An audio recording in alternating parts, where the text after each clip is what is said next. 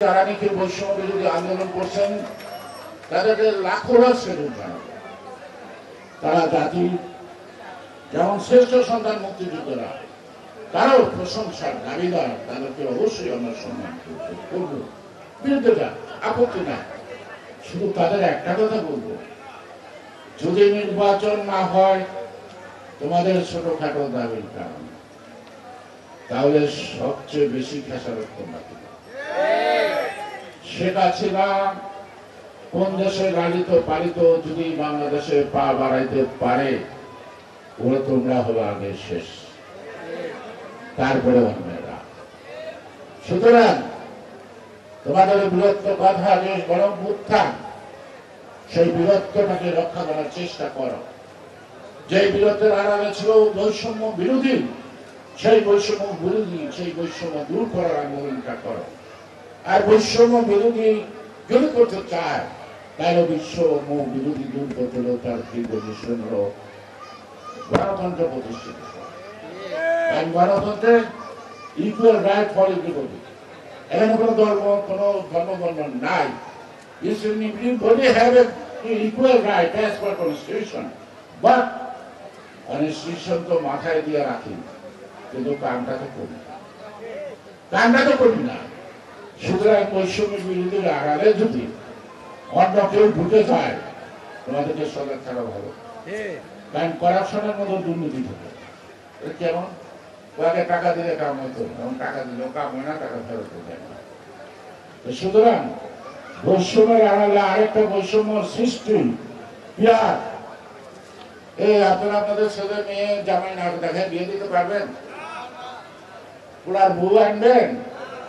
পোলারে না দেখে আনতে পারবেন? আগে পাচ্ছেন। আপনার আমার মা বাবার বিয়ে হয়েছে, বিয়ার দিন ছাড়া এর আগে পড়ে যেত না, কিন্তু যোগ পাঠাচ্ছে না।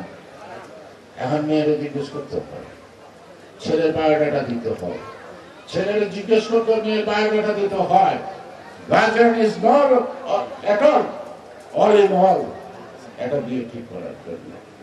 সুতরাং যে ভোট দিব, সে কারে ভোট দিল তারা দেখবো না, তারা চিনবো না, হাওয়ার উপরে ভোট দিয়ে দিব। আমাদের দেশের মানুষকে অভ্যস্ত। আমাদের দেশের মানুষ দলও দেখবো, মার্কাও দেখবো, ব্যক্তিও দেখবো, ঠিক না? হয়তো বিএনপির একটা লোক যদি কেউ নিজের খারাপ হয়, মনে দুঃখে বাড়িতে বলে থাকবো, দুঃখটা দিতে থাকবো। আমি ভুল বলছি? আর যদি কেউ নিতে ভালো হয়, তাহলে কি করবো? ওই বুড়া মানুষে করবো, না দিলে আমার একটু লোক আছে, এই শেষ বয়সে ভোটটা দিয়ে যায়। এই ভোটের জোয়ার তোলেন, নির্বাচনের স্লোগানের মধ্য দিয়ে জাতিকে ঐক্যবদ্ধ করেন। আজকে যদি নির্বাচনের জোয়ার তুলতে পারেন, তাহলে সেই জোয়ারে সকল ষড়যন্ত্র ভেসে যাবে। তাই এখন তো একটি দাবি, নির্বাচন যথা সময়ে চাই। আমাদের নির্বাচন কবে দিব? কবে দিব বলছে, তবে একটি অনির্বাচিত সরকার, নন বিপ্লবী সরকার, অন্তর্বর্তীকালীন সরকার প্রধান অথবা নির্বাচন কমিশনের আন্তরিকতা একটা ভোট অনুষ্ঠিত করার জন্য যথেষ্ট না। তাদের পিছনে শক্তি দিতে হবে ষড়যন্ত্রকে মোকাবেলা করার জন্য।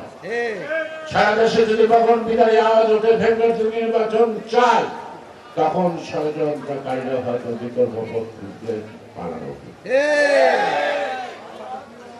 আমরা জুলাই বিপ্লবের সকল সিপাহীদের সালাম জানাই।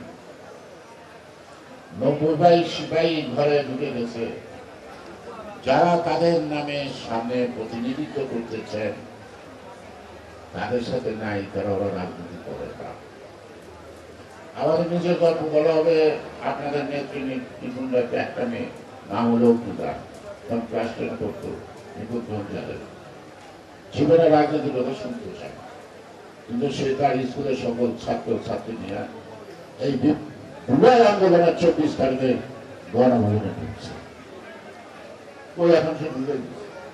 তো তাই বলবো, এনসিপি নেতারা জুলাই গর্বটা জানো লক্ষ লক্ষ তারা ওই তারিখটা ভুলে গেছে, এখন তাদের লেখাপড়া। তবে তাদের চেতনা, তাদের আত্মদান, তাদের যে ফিলিং ফর দ্য নেশন, যেদিন যে তাদের বড় ভাইরা পড়তেছে রাস্তায়, তাদের বাঁচানোর জন্য যেগুলো রাস্তায় নামছে, তাদেরকে একটু সম্মান করেন। তাদের ভবিষ্যতের দিকে তাকাইয়া অন্যের গুটি না হয়ে নিজের দাবিটা সুস্পষ্টভাবে যেটা বাস্তবসম্মত করেন, আমরা আপনাদেরকে সাথে